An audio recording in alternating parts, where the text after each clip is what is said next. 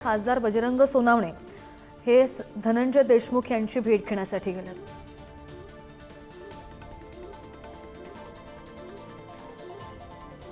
आणि मस्साजोगमधून बीडमधून आमचे प्रतिनिधी सचिन जिरे आपल्या सोबत आहेत, त्यांच्याकडून अपडेट घेऊया। सचिन, काय एकूणच वातावरण आहे? देशमुखांच्या भेटीला सध्या सोनावणे गेलेले आहेत।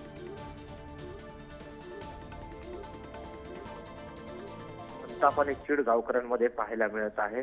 काल ज्या फोटो व्हायरल झाल्यानंतर मोठ्या प्रमाणात हा संताप पाहायला मिळतो। आता आपण पाहतो सकाळपासूनच जिल्ह्यातले जे काही लोकप्रतिनिधी असतील जे हे या ठिकाणी एक एक करून भेटायला येत आहेत। मोठ्या प्रमाणात गर्दी देखील गावामध्ये झालेली आहे। सकाळी मनोज जोरांगे पाटील यांनी भेट घेऊन गेले आहेत। आता सध्या जर आपण पाहिलं तर खासदार बजरंग सोनवणे हे देखील या ठिकाणी दाखल झालेले आहेत। त्यांनी धनंजय देशमुख यांची भेट घेतली। दरम्यान आपण पाहतो की धनंजय देशमुख यांना अश्रू अनावर झालेले आहे। त्यांना धीर देताना सोनवणे आपल्याला पाहायला मिळत आहे। तर एक भावुक वातावरण सध्या या ठिकाणी पाहायला मिळतं। आता थोड्या वेळापूर्वीच धनंजय मुंडे यांनी मंत्रिपदाचा राजीनामा दिला आहे। त्यानंतर आता खासदार असतील किंवा इतर जे लोकप्रतिनिधी असतील या ठिकाणी भेटण्यासाठी मस्साजोग गावामध्ये आता पोहोचत आहे। एकंदरीत जर पाहिलं तर या सर्व प्रकरणामध्ये मोठ्या प्रमाणात चीड या नागरिकांमध्ये पाहायला मिळते। श्रद्धा, सचिन, धनंजय मुंडेंच्या राजीनाम्यानंतर एकूणच गावकऱ्यांची, ग्रामस्थांची आणि कुटुंबियांची काय प्रतिक्रिया आली आहे? काय भावना आहेत त्यांच्या?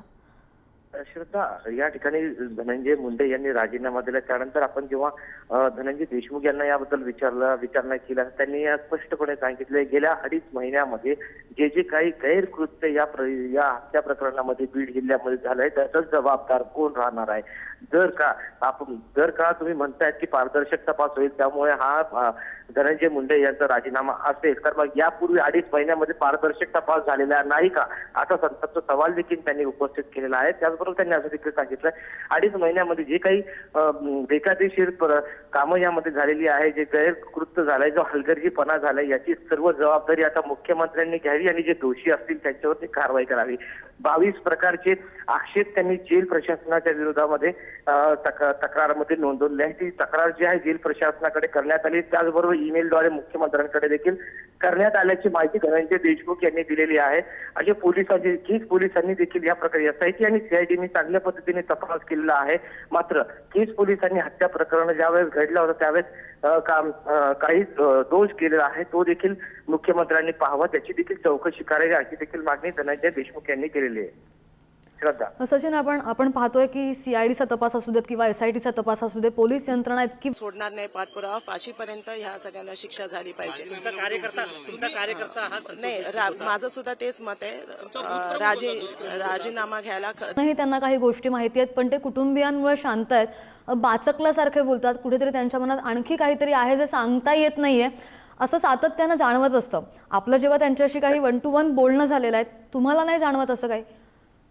नक्कीच काहीतरी ते समाज भावना असेल किंवा काहीतरी या गोष्टीचा उद्रेक होऊ नये, कायदा आणि सुव्यवस्थेचा प्रश्न अबाधित राहावा, यामुळे देखील ते सातत्याने प्रयत्नशील आहेत। गेली 2.5 महिने आपण पाहतो की ते शांताने, संयमाने सर्व गोष्टी हाताळत आहे। कुठल्याही पद्धतीचं उद्रेक होईल असं वक्तव्य त्यांच्याकडून येत नाही। त्यामुळे आपण जेव्हा त्यांना बोलण्याचा प्रयत्न करतो, जेव्हा त्यांच्याशी आपण संवाद करतो तेव्हा कुठेतरी त्यांना काहीतरी बोलायचं आहे, त्यांच्या तोंडापर्यंत तो शब्द येतो, मात्र तिथे ते थांबतात आणि पुन्हा ते दुसऱ्या दिशेने जातात। मात्र ह्या सर्व संवादामधून एक गोष्ट मात्र त्यांच्यामधून निघून येते, ती आहे त्यांना काहीतरी सांगायचं आहे जे उघडपणे ते माध्यमांसमोर किंवा कॅमेऱ्यासमोर सांगू शकत नाहीये असं वाटतंय। मात्र त्यांनी आज हे देखील बोलून दाखवलेले आहे पुढारी न्यूजवरती की जर आता हा बांध आतापर्यंत आहे संयमांचा आमचा बांध, मात्र पुढच्या काळात हा संयमांचा बांध फुटू शकतो आणि हा न्यायाचा बांध आहे, फुटला तरी त्यात गैर काही नाही, अशा पद्धतीची प्रतिक्रिया त्यांनी पुढारी न्यूजवर थोड्या वेळापूर्वी दिलेली आहे। श्रद्धा,